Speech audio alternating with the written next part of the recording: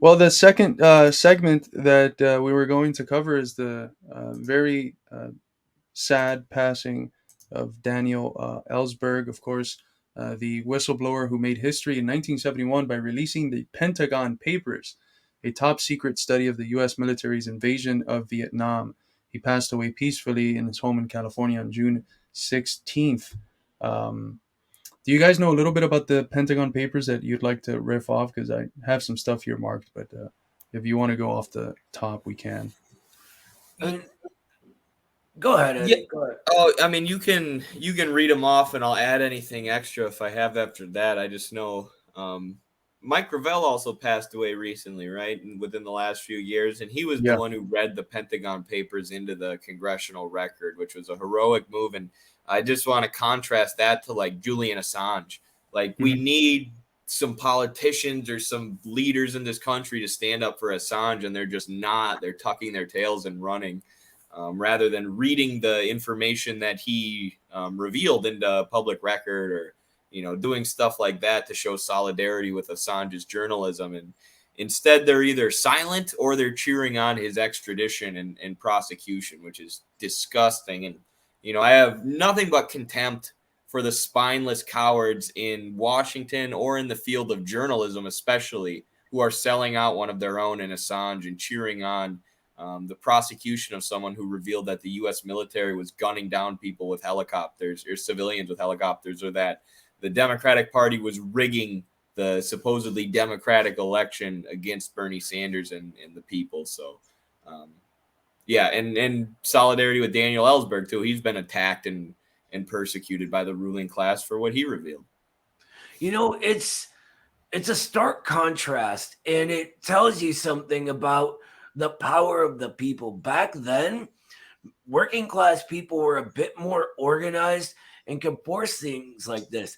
This was in the New York Times, right? Yeah. Like, first of all, Ellsberg will go down in history as one of the greatest heroes in American media, right? But the New York Times published the Pentagon Papers, right? The New York Times. Nowadays, the Times are cheering on the extradition of Julian Assange. So Mhm. somewhere between then and now, with the working class having lost its power, I mean, let's face it, the last generation did us dirty. They did. They left us with what we have now, and we are in a severe position of retreat, only trying to pick up the pieces from the ball they dropped, which shattered. Anyway, Mhm. the media now is completely consolidated, and the ability of people to actually break in and get something like this out there is next to nothing. Again only now in 2023 making the first steps to be able to do that. um I had something else to add, but now I forget what it was. No worries, but part of what the Pentagon Papers showed was that the U.S., as has always been the case, was lying to its people about the Vietnam War. I am reminded of that old quote: "The first casualty of war is the truth." Many people have attributed to many people, so I don't know who to attribute it to, but it's someone's quote. Um, the U.S. had not bombed and invaded Vietnam to save the Vietnamese from communism, as the papers revealed. Of course, as Noah mentioned, it was published. The first major newspaper that published it was the New York Times, and these massive revelations, of course, played a role in helping to bring about the end of the war. Neil Sheehan, who is the New York Times journalist who led the effort to process and publish the papers on June 13th, 1971, wrote that the government's goal in the war was to maintain, quote, the power, influence, and prestige of the United States, irrespective of the conditions of Vietnam. So, of course, the interest for the Vietnam War was material. It wasn't for any good cause to save the Vietnamese people from the evil of of communism. It was to maintain as best as they could the influence of the American imperialism in the region, and to prevent that region from going to the side that actually represented humanity, which was the socialist camp. Ellsberg is remembered fondly by many in the U.S. anti-war movement. According to his son, Robert, his father had told him shortly before his death, quote, if he were to have a gravestone, that he would say, quote, he became a part of the anti-Vietnam and anti-nuclear movement. So someone who's been anti-war through and through throughout his whole life, his efforts didn't stop in 1971 or 1973. He's always been an anti-war activist and an activist in favor of those who, like him, are whistleblowers who are being targeted by the state. Of course, the archetypical example there is Julian Assange, but there's others like Edward Snowden and Chelsea Manning who we can point to as well.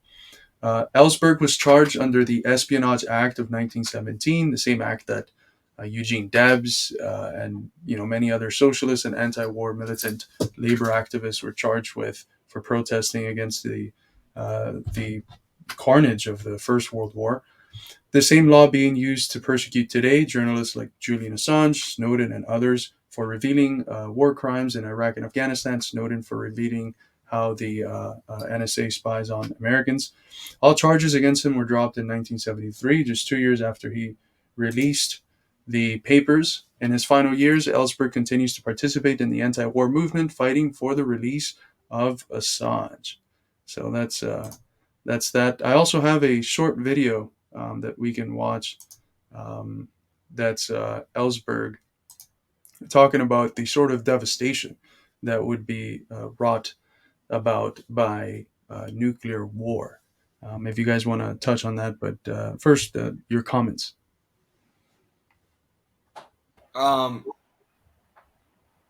Sorry, video first or comments first?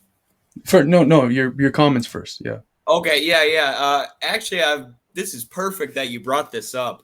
As Seamoon said earlier, oops, I forgot to star the comment. But they said that the Pentagon Papers and Ellsberg revealed the U.S.'s secret bombing campaign against Laos and Cambodia.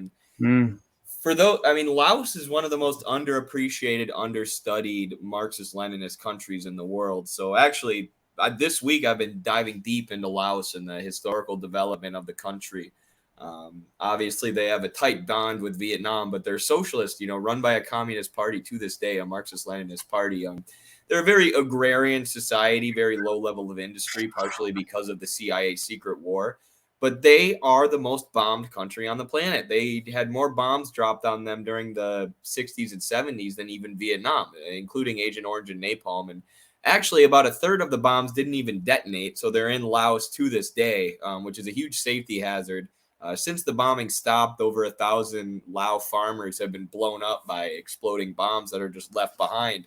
And what's insane about this is they lied about it every step of the way. There are public briefings or press conferences where JFK and Richard Nixon are saying there is no war going on in Laos. There is no actual attack going on in Laos. They admitted to maybe doing things covertly, by doing something in Laos, but they said over and over again, we are not bombing Laos. Meanwhile, dropping more bombs on Laos than any other country in the world ever in human history, right? So keep that in mind when somebody calls you a conspiracy theorist, or when you hear someone get smeared as a conspiracy theorist for telling the truth about Ukraine. They were willing to decimate this country with cluster bombs, which are, now considered a war crime, while lying about it every step of the way. And that shows how important Daniel Ellsberg was and how important these papers were. And it shows why it enraged the ruling class so much, because they were trying to completely cover this up, shove this under the rug. But the Laotian people are another amazing example, so similar to Vietnam, so similar to Korea, where the U.S. just did everything they could, bombed them to smithereens, destroyed the infrastructure, destroyed the agriculture, while dumping millions and millions of dollars into political opposition in the country, into preferred groups in the country. And yet the country is communist to this day. The country is socialist to this day. The country is following a Marxist-Leninist path to this day. So nothing but respect for those comrades, and nothing but contempt for the pseudo-socialists who supported the Vietnam War back in the day while claiming to be Marxists. The real Marxists are our comrades building socialism. Sorry.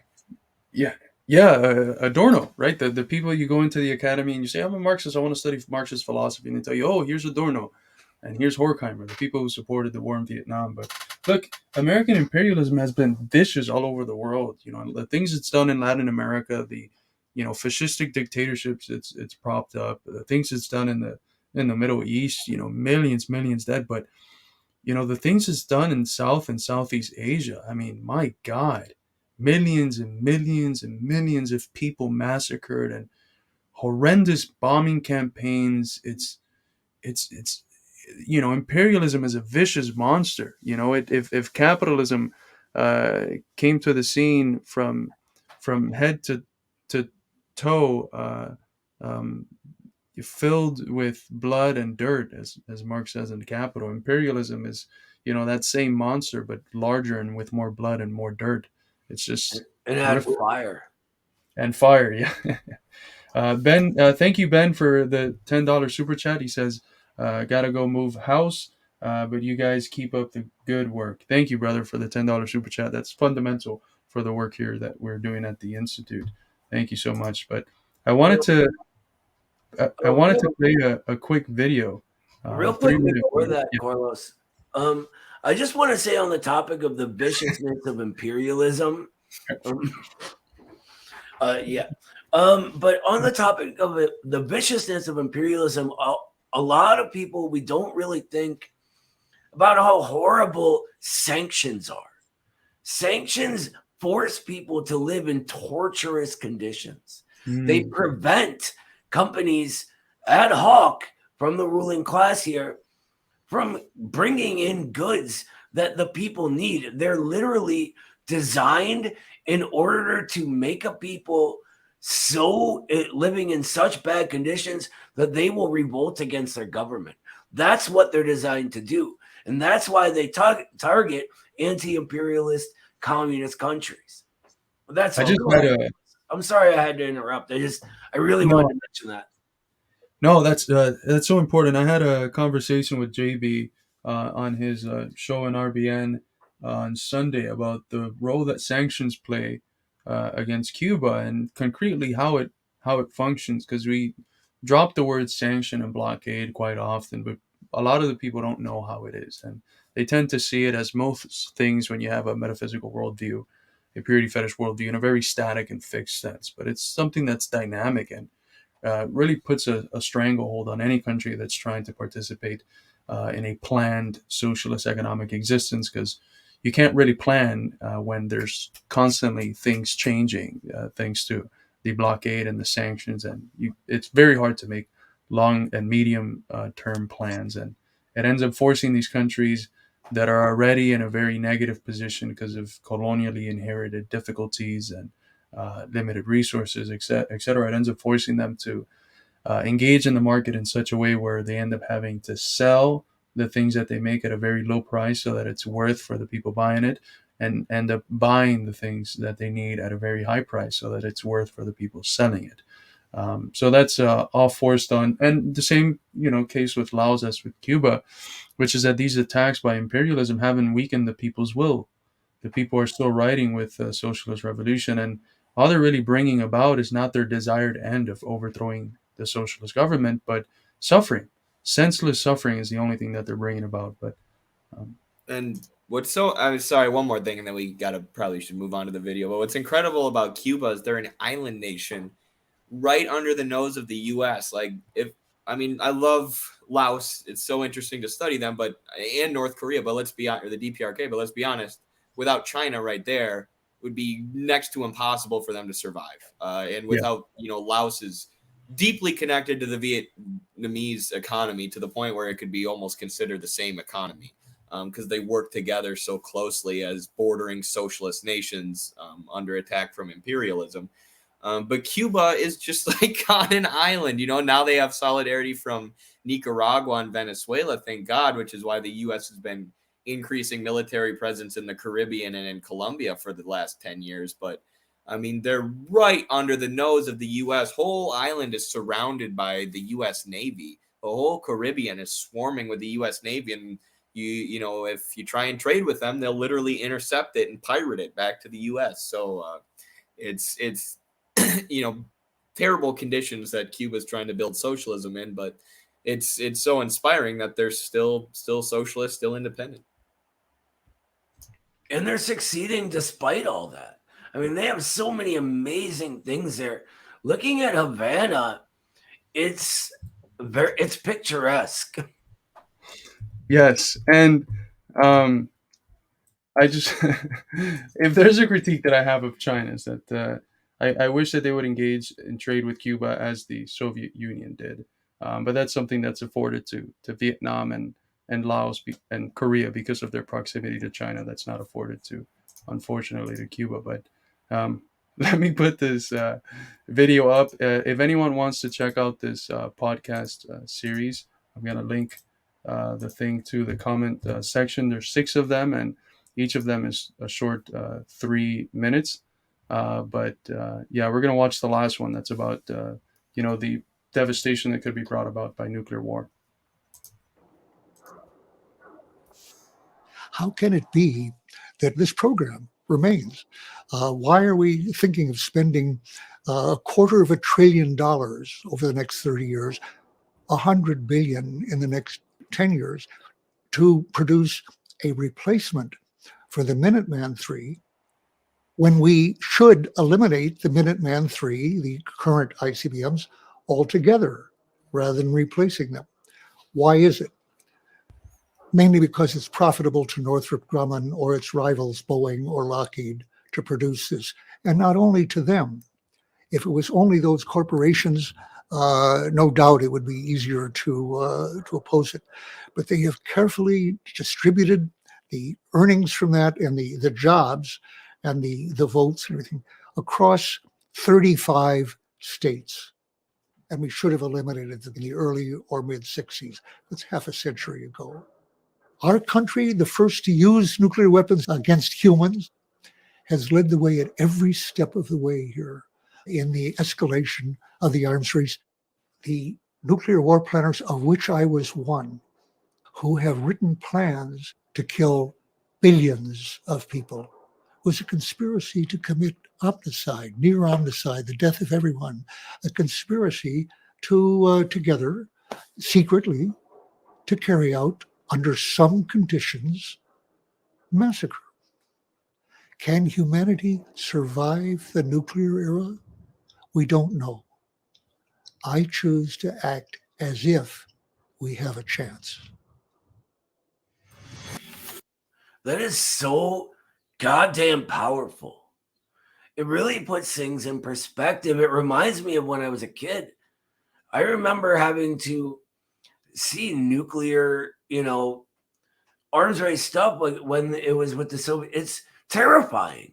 And we shouldn't have to deal with that, especially when it is our ruling class keeping this going. It isn't anyone else. The only reason any other countries have nukes is because of our ruling class and what they've proven they will do to other people. And what he talks about just there, they've literally made plans to massacre the entire human race, except for them. Like Fallout with the Enclave, right? They have their little group and fuck the rest of us, right? That can't stand. That cannot stand. And what they're doing right now with their proxy war against a country that has nuclear weapons, just like they were engaging against the Soviet Union, is unacceptable. And if we don't stand up and stop them, no one will. And I think that's why you're seeing all these former deep state people, or at least former establishment people like Scott Ritter, Colonel Douglas McGregor, are coming out and being like, look, a small group of psychotic neocons are running the show in both parties and in Washington. And they serve the military industrial complex, all those companies that Daniel Ellsberg was listing there. And now you have like Scott Ritter saying that the communists are becoming his favorite, or like becoming his friends, even though he wasn't a communist his whole life, because people are realizing that reality is Marxist, for lack of a better word. That the imperialists will do anything to hold on to their power and to keep Western dominated, finance capital dominated global capitalism as the main mode of production, even to the point where they're literally making plans for massacre, for nuclear war against the people, just to stop class struggle, essentially. And I mean, we're the only country to ever use nuclear weapons. What everybody knows, we didn't need to drop those bombs on Japan. Everybody except for the people with their heads in the sand. They know that Japan was going to surrender already. It was a threat to the Soviet Union. Don't mess with us. We're willing to literally drop nuclear weapons on you to stop the spread of communism, or we're willing to kill 20% of the population of Korea. 10% of the population of Laos was killed by the bombing campaigns. It's mass murder that these people are willing to do to maintain their empire. And as Noah said, this shit cannot stand. And honestly, I never run out of motivation, but sometimes doing what we do gets hard. You get attacked all the time. You have people emailing your job to get you fired.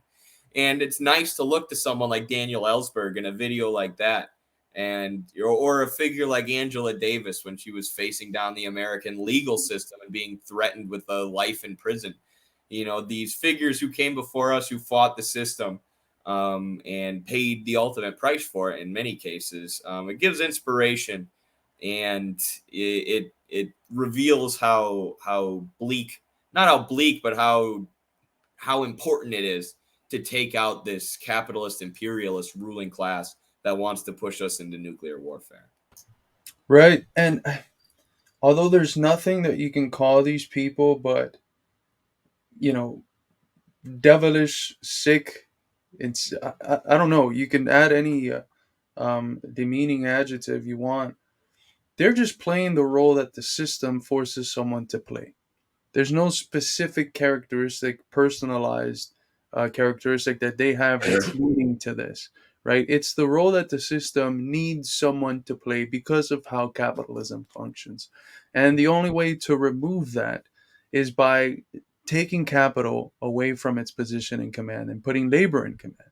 And that's all that socialism is, a society where it's actually of, by, and for working people, and not that everything in society, the government, production, civil society, all the institutions, run for the sake of profit and for the sake of accumulating capital in a few hands.